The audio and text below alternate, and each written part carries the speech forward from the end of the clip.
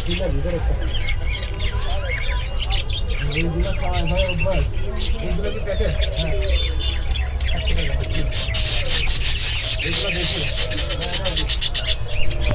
ওইগুলো প্যাকেট করা না এই কিছুটা ভালো।